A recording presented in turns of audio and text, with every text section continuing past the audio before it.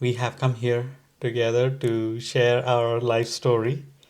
And along with that, we will be sharing certain principles that we believe is vital for a relationship, for a marriage. And let's get going. Sounds good. Sounds good. We're all set with our drinks. Yes, we have our Coffee. coffee. Oh my. Yeah, it's our favorite drink to give us energy, to inspire our thoughts, to it says that figs are good for the brain, even neurotransmitters to grow, so we need Yeah, those. I was shocked when you when you did some research and it helps for brain. I didn't know about that. Well, And it says that even figs are like blueberries in antioxidants. So, mm, anyways, good, good.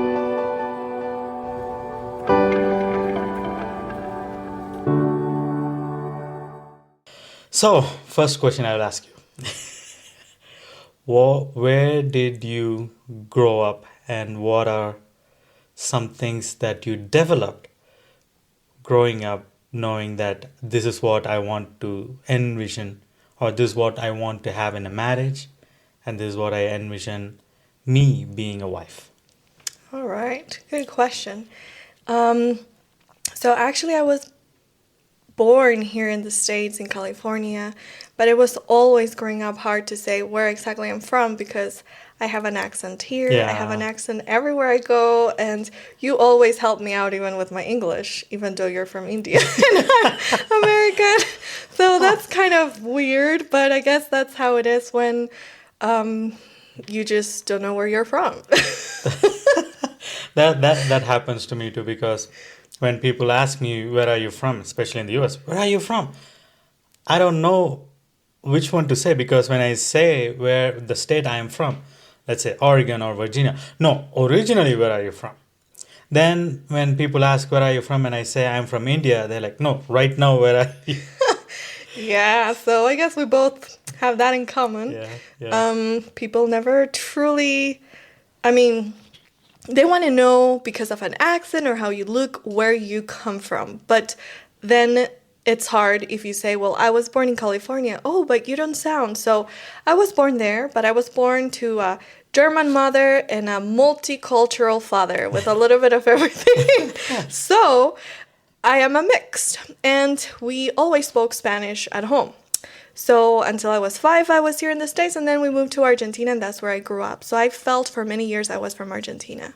But my accent in Spanish is more Colombian and a mix of everything, so they don't think I'm from there. So, but I love the culture in South America. And growing up in that culture was like family was a priority and just connecting with friends and just social life and just the wives caring for their husbands. I did see many times that husbands would want to be served too much in the Hispanic culture. So they were like treating the wife more as a servant sometimes, or the wives gave too much of them that kind of made them handicaps. They couldn't even Mm, get something from the table and serve on their plate because the wife had to do it. And that was not exactly in my home. mm, So we had a little bit of differences there. Um, so growing up, I was inspired with family life, with kids. I loved kids, and since little, I was like, I don't want to play with dolls. I just want to take care of real babies. So any mom that had a baby, I would go and be like, do you need help taking care of your baby? And one time I remember this tiny, weeks-old baby that a family had adopted. Beautiful girl. I was holding her, and I was like, oh, the day I would have my baby, it's gonna be like the real doll, like the real game.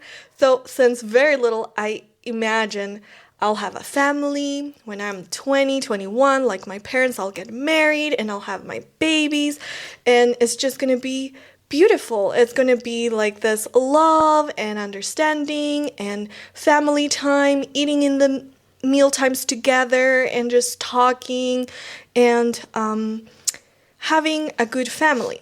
mm, But later on, when I was a teenager, I started to hear that many wives were tired of their husbands and mm, kind of like annoyed by them, and that actually some of them even felt abused and misused. And I started to feel a little scared. I was like, I want to have a family, but I don't want to be abused, misused, and like be treated like I'm inferior or just an object. And so that started to create some fears inside of me from everything I would hear from wives. And so I yearned for a good family, but I just wasn't sure how that would look like because I didn't really see happy wives. And that scared me a little. And so when I was in that era, I got to two books that really helped me, that maybe another time we'll share more, but those books really gave me a vision of a good family and what God desires. And I was like, I want this. And I started praying when I was 14. God, give me a husband that wants your ways, that is not selfish and self-centered, that wants your ways more than his own. And I started to pray and write my prayers and pray for that future person God would bring me one day. And I was inspired for a dream I saw in the book of and God's heart's dream for marriage, but that I did not see it anywhere. So I was like, this is kind of weird. But I prayed for it and I hoped for it. And so that's what I envisioned, a family that love was supreme, that God was first, that nature and family were before work and whatever else, that there was respect and that there was also healthy boundaries and mindset. But God had a lot to teach me first, because definitely I got to my 20s and I was not married with that type of family. But how was it for you, sweetie, growing up? Before going to that, I have another question for you, and then Okay. I'll share about mine. What made it so bad that women or the wives felt that they were being ill-treated or abused by the husbands? What actually caused it? Do you have any idea as to why? I know a couple things. One sometimes was the indifference. Wives felt the husbands were there, but they were not friends necessarily with the husbands. The husbands would demand and would not really be caring about them, but more about themselves. So they wouldn't have that love, that mutual love. They would be the cooks, the housekeepers, caring, but then the husbands would always be expecting more and not caring for their hearts, which is, now that we're married, it's a work that has to be, From both ends. yes, Yeah. learned and developed. So that was one thing I saw in wives, and I was like 14 at that time. So I couldn't understand everything, but I would understand, sometimes I felt alone or that the husbands were not really caring for them, but then they wanted to go to bed and just do their thing whenever they wanted, no matter if wives had headaches, if they felt tired, if they had a burdensome day, that wouldn't be in the equation. It was like, we want this and this is part of the duty. So many of them at that point felt abused because it's like, we don't have that connection with them, but they are demanding things. And so many wives, I would hear that. And as a young girl, I was like, that's kind of scary. That's kind of weird. That's kind of like, it doesn't look or sound like love. Yeah. And so that was very confusing. And I started to pray, God, I don't want a husband like that. Like, if that's marriage, I don't even know if I want to get married. But I know you say it's different. It's all. So I was confused with what I saw, what I heard, and what God said. And I just didn't know if that existed or it was possible in this earth. Wow. Some things to learn, when we look at other people's lives, you can learn both ways, whether what to do and what not to do, what are good for marriages and what are not good for marriages. And one more thing I would add, that sometimes I would also be like, I don't want to be like that as a wife. It's a lot of complaining or talking about everything, like more negative mindset. And I was like, I don't want to be like that. I don't want to be putting my husband down and treating like he's always, inferior. And so that really made me think, like, will I end up like this? So that was in the culture as I was growing up. It's a very common culture Hispanically, but maybe it's a worldwide as well scenario, that wives are dissatisfied and they just talk about all their troubles and how they feel in a frustrated diminishing way towards the husbands, sometimes even in front of them. And I was like, how would they feel? And I don't want to be a wife like that. Like, how would the husband feel? So it's like a dynamic that also feeds on dysfunctionality and doesn't breed anything good. Yeah, yeah. But yeah. Okay. Well, for me, of course, I was born and raised in India. I came to the US in 2014. So I was there for several years, more than 2 decades, and I grew up with Indian culture, but I did watch a lot of Hollywood movies, so my imagination was all corrupted because a lot of Indians have the mindset that American girls or anyone outside the country are all free, you can do whatever you want. It is all like friends with benefits and all that stuff. So, in a way, it looked fine because it is American culture, Hollywood people, not the Indians. But then I started seeing the change of culture in India as well. But because I was raised in a single parent home, my father was not there. He left us even before I was born. So both my brother and I, we were raised by my mom. And so we had certain values that were instilled in us, and our mom would teach us different things as to how we have to be, and how we have to respect women and very critical things that she would talk to us to help us understand. And along with it, I did learn about several things. My first thing when I was growing up was I don't want to have a marriage where there is going to be constant fights or misunderstandings. So I was very clear that in my marriage, in my relationship, there is going to be no issues, but even if the issues arise, we will have the space, we will be mature enough to discuss about it. We can talk about it, reason together, than to have fight always, like you doing this and I doing that, whatever, whatnot, So I was very clear about that. Another thing that I was dreaming, this more of a wish for me, was to marry a German. So I don't know how all of that came about, but I was really interested in Germany, German related stuff.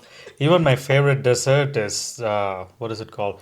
Black Forest, So, so I was really interested in those kind of stuff. And then I developed an interest for marrying a German woman. And the rest is history.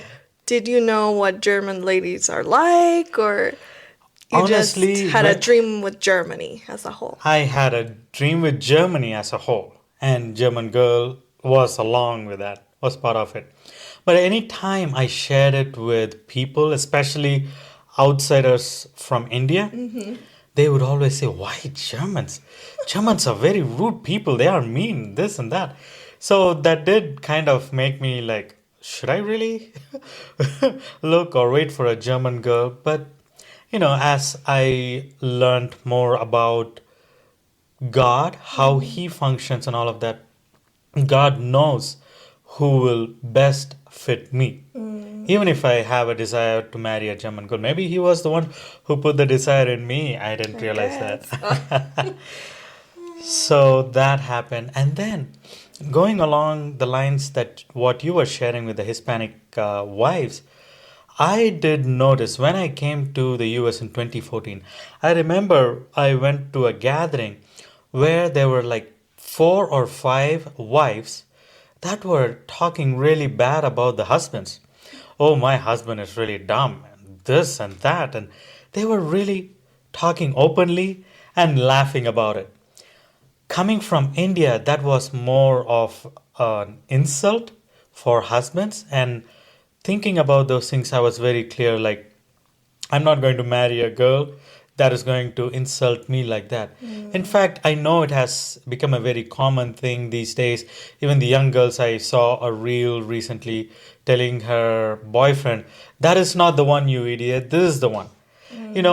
Those are some things that are very disrespectful as far as I am concerned about it. And I really did not expect, or I wasn't looking for a girl that would talk to me like that. And neither am I going to talk to my girlfriend or wife like that, because for me it was very demeaning. So a lot of things definitely was involved in developing my interest for a girl, and also in development of how I should be, how intentional I have to be, so that it can be a smoother relationship, smoother marriage, where I'm not dependent on the wife and the wife is not dependent on me. We both work alongside with each other. And I did, I hopefully developed certain qualities that have been helpful in such a way that it is not a burden to you, but to work with each other. So that's my a little bit of my past. That's beautiful, and I will forever be grateful to your mamu because she instilled in you principles that were very huge. And how was it for you having a single mom, not having a dad?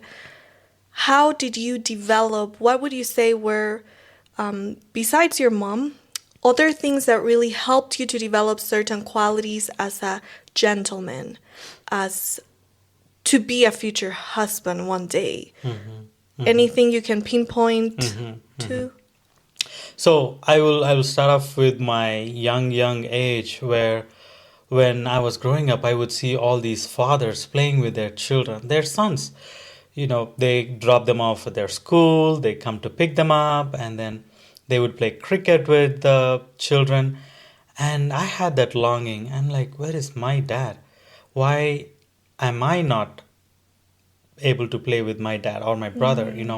So I did have that longing, and that actually triggered that when I marry and have children, I want to be there for my children, not just have children and disappear from their lives, because I know I went through how terrible it was, and I didn't want my children to go through that. So that is one thing. But then with marriages, I have seen few marriages that have really impressed me, where husband and wife are always together doing things together, not just hi honey, I'm going to work, and then come back, hi honey, I'm here, and then just do their work. No, they were really intentionally working things together. And thankfully I have encountered few good marriages where the husband and wife were more friends than just husband and wives. And also the help that the husband would do, because even in Indian culture, similar to Hispanic culture, the husbands are usually spoiled by the wives. The husbands are usually fed. They are brought the food and all those things that happen. I don't know how is the culture right now in India, but while I was growing up, that is how it was. And which also seemed like a good culture, but for me, it is something that different, because I want my wife to be with me, to sit with me and eat, not just serve me and make sure everyone is served. And then, it was a little different. I had a little different mindset compared to the regular Indian mindset. Definitely, we're a mixed breed there in your mindset. Yeah. And so the next question would be, what are some things that you learned from your parents that you could implement in your life for betterment of it? Well, definitely from my mom, I learned to be giving, to give without necessarily expecting anything in return, to just give and serve the family. And family for her was priority. She left even her work at a time that their marriage my dad didn't have a very good stable job.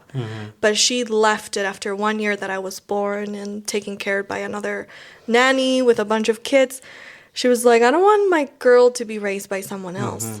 And so she gave even her job, that was a good paying job with good benefits, she left that for her children. And until we went to school per se later on in life when we were more, because she even later on decided to homeschool us and to do a lot of things out of her comfort zone for us as her children. So she put us first. And even though we never grew up with a lot, we would go to thrift stores all the time. We never bought new furniture. We just would buy from thrift stores, people that would give away, even sometimes places here in the States, people throw a lot of things, and you can even go to dumpsters and find good things that people throw, or people put a couch out in their yard for free. And so that's how I grew up, with just free stuff, given stuff, big stuff that we would fix. So I never really had new clothes. It was more thrift store and free stuff that we would fix so it would fit us, because sometimes like the shirts and the pants and the skirts were big, so we had to adjust it. So we didn't have a lot, but we had our mom always there. And through all her challenges, she put her whole heart into making healthy meals, going above and beyond. She would spend, I think, half the day in the kitchen, like many hours, from cooking, like prepping, cooking, and cleaning. And then she involved us a lot in doing house chores. So we would divide the responsibilities of cooking, of cleaning, of arranging, of everything. And so I became, since very little, friends with my mom. And she remembers since I was like 4 or 2 that I would be like, oh, that I wanted to vacuum with her. And she thought like, oh, this is not really a help. But then she was like, one day I will want her help, so let me allow her to be part of the things, even though she's more of a burden, but one day she'll be a help. So since I can remember, I was beside my mom cooking in the kitchen, and we were like a team that we didn't even have to speak. We kind of just had our little dance in the kitchen, prepping lunch every day. So I think from her, I learned to give without expecting, and to just do things for the family, to be that my priority as well. And I've seen how much of that has influenced me, because yes, I love to study. Yes, I love to also be good at work. And I can be goal and work oriented if I don't put limits. And you've seen it sometimes. I get into something and I want to finish, and it would go until 9 p.m. And so if I'm not careful, I can be to that other type of lady that is all goal oriented. But I've seen the value of family, and through my mom's example, I know I want that. So even though sometimes I'm torn into two directions because of whatever reasons, I know I want my family first, because it makes a huge difference to know you come and you have that warmth and that love and that homemade meals and that, clean home and organized life. And yeah, I learned a lot from her. She was very clean, very organized, very good with finances. Well, that's a big one. Can you tell me? Absolutely. Can you tell me what she taught me? Saving. Saving, and that something is not good. Oh, getting into debt. Yes.